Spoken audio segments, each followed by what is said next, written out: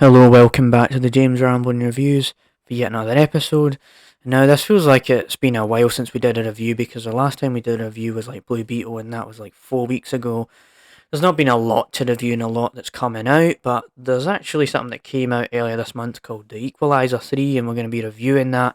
And I'm a bit late to the party with this because it's like the 30th of September, so it's almost October, and this movie came out like right at the start of September. So if I'm a bit late to this, and not a lot of people watch it, that's kind of why. So just to give you a bit of context, right? When it comes to the Equalizer franchise as a whole, personally, I do really like the first movie. Wasn't really big on the second movie, and I did actually talk about this like last week on the James Ramon show how I watched the first two Equalizer movies, and I didn't really like the second movie because it did kind of drag on a lot. And it was just it was not very interesting to me, you know what I mean? Because there's all these things that are happening all at once, and I just got very confused. Like, I didn't really know what was happening most of the time, whereas the first movie, you know that Denzel Washington is going up against this Russian mafia that's taking this girl away, etc., etc., etc. It just, like, goes really fast, fast, fast.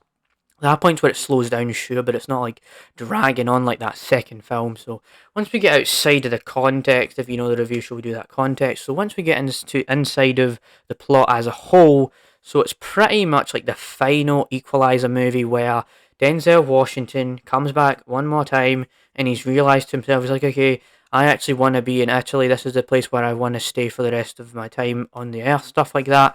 So he goes there, right?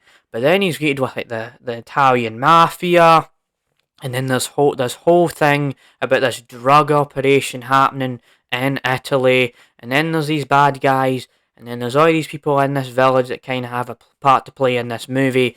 So once you start to understand that this movie's about all that kind of stuff, how do I even feel about the movie as a whole? Well, I'm happy to say that this movie is pretty decent in my opinion, right? Because obviously, we've got to state the obvious, right? Denzel Washington, right? Even how mid kind of Equalizer 2 was, he was still good in that movie. So his performance is amazing. There's good action sequences, and it's all the action sequences are really well timed as well. Like, he's taking out the guys one by one, and he's just standing there, cool as a cucumber, right? He's just taking his time, and the movie just knows when to pace itself well with those action sequences and how that kind of translates into the story. I really like that, how it kind of shows you how he's done it, you know what I mean?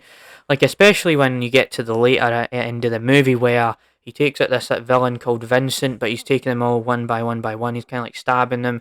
And there is a point where Denzel Washington gets injured in the movie, but it doesn't kind of drag down the quality. It just plays into the story a bit more. So that's what I like about it. Good action sequences, very good acting. I definitely think this movie is not like a masterpiece either, though, because especially the villains, right? I did mention the villain Vincent. Well, there was like his brother, and then there was like all these Italian guys. They're very cliche and by the books, where they're like, we're gonna take you out and we're gonna do this and do that to you, and you definitely get to see that in the movie itself, like how cliche they are. Like the Vincent villain is like, I'm gonna do that, right?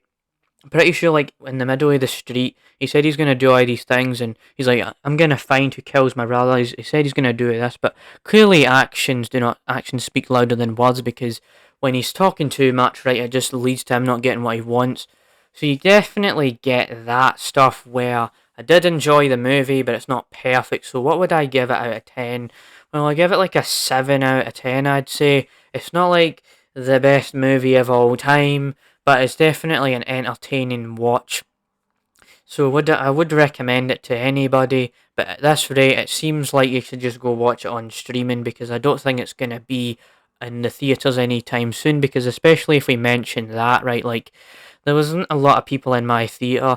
Like there was me and my mum, and then there was a few people coming in like gradually. It wasn't like it was a packed house immediately, and I'm pretty sure this movie made like $150 million at the box office on a $70 million budget, which is quite impressive. So other than that, really, this is kind of like another straightforward, straight to the point review where you're getting to see my thoughts on a movie, you're getting to see my thoughts on Equalizer 2. There is this movie called The Creator that came out as of late. Maybe we'll review that. But other than that, right, hope you enjoyed this episode of the James Ramblin' Show. Stay tuned for more reviews like this. We will be putting out the James Ramblin' Show episode after this. I may actually have to record this back to back. So other than that, right, see ya. into another review of the James Ramblin' Reviews by